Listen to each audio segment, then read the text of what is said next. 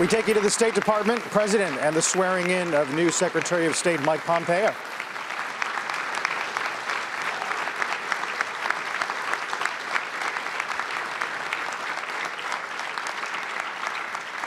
I must say that's more spirit than I've heard from the State Department in a long time, many years. We can say many years, maybe many decades. It's going to be a fantastic start, a fantastic day, and that spirit will only be magnified, only with this man right here. I know that for a fact. So thank you all for being here. It's great to be with you, the extraordinary men and women of the State Department.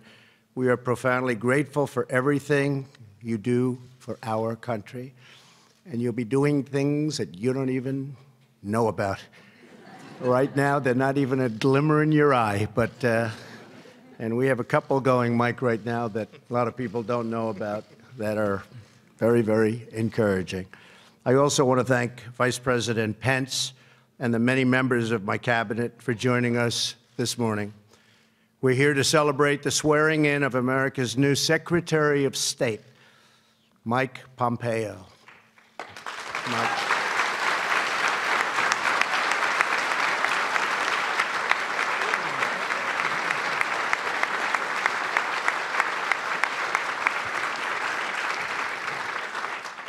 This day is a testament to your exceptional skill, Mike, a skill and service it's been honed over a lifetime, no matter where you went.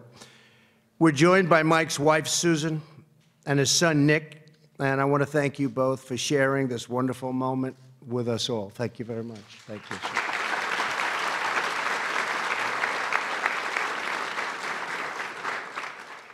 Mike is a true American patriot.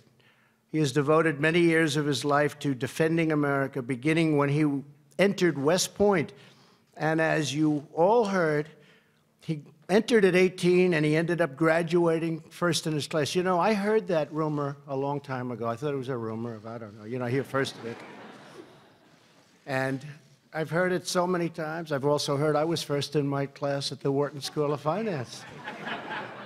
And sometimes when you hear it, you don't say anything. You just let it go. But I heard it with him. And being first in your class at West Point, because I know, that's a big deal.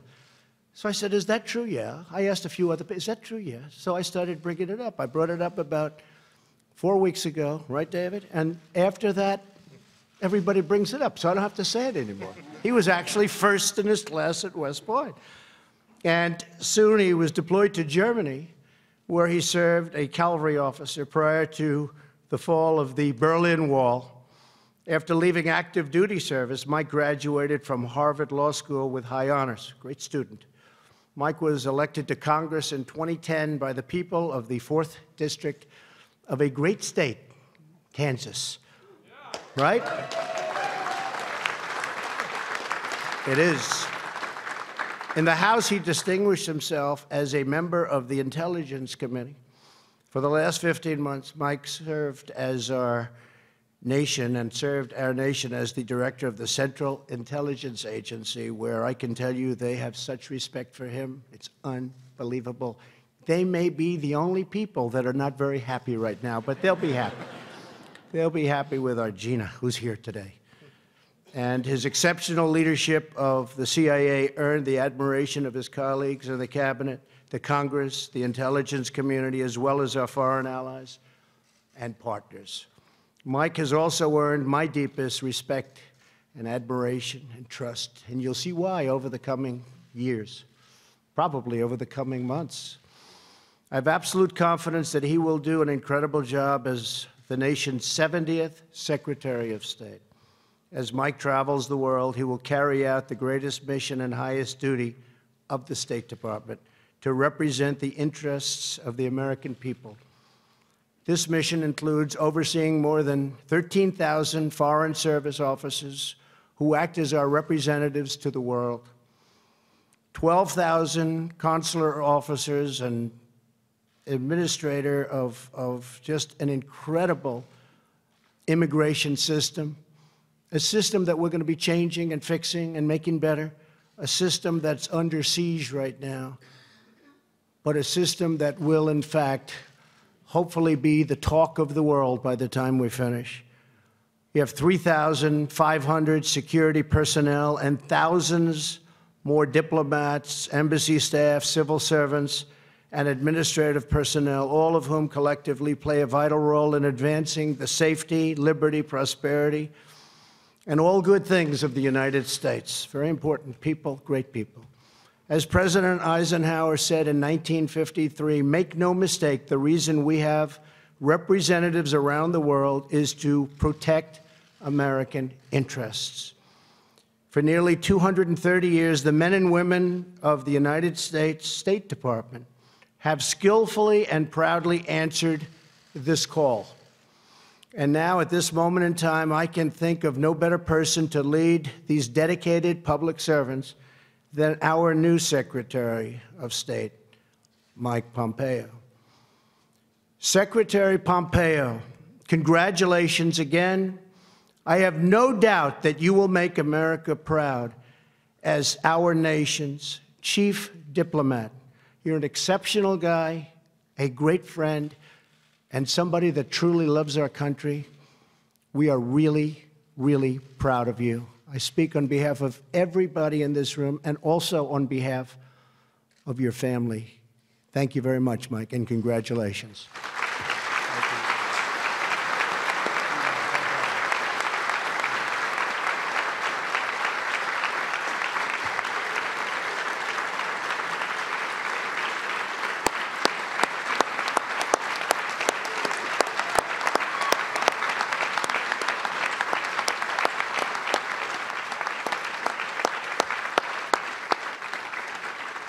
And now I'd like to ask Vice President Pence to administer the oath of office.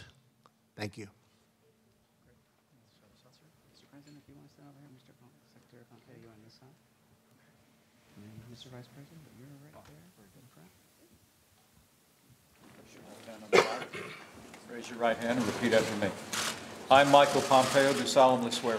I, Michael Pompeo, do solemnly swear that I will support and defend the Constitution of the United States that I will support and defend the Constitution of the United States against all enemies, foreign and domestic. against all enemies, foreign and domestic, That I will bear true faith and allegiance to the same. that I will bear true faith and allegiance to the same, That I take this obligation freely, that I take this obligation freely, without any mental reservation without any mental reservation or purpose of evasion. or purpose of evasion, And that I will well and faithfully discharge the duties that I will well and faithfully discharge the duties of the office upon which I'm about to enter. of the office upon which I am about to enter. So help me God. So help me God. Congratulations.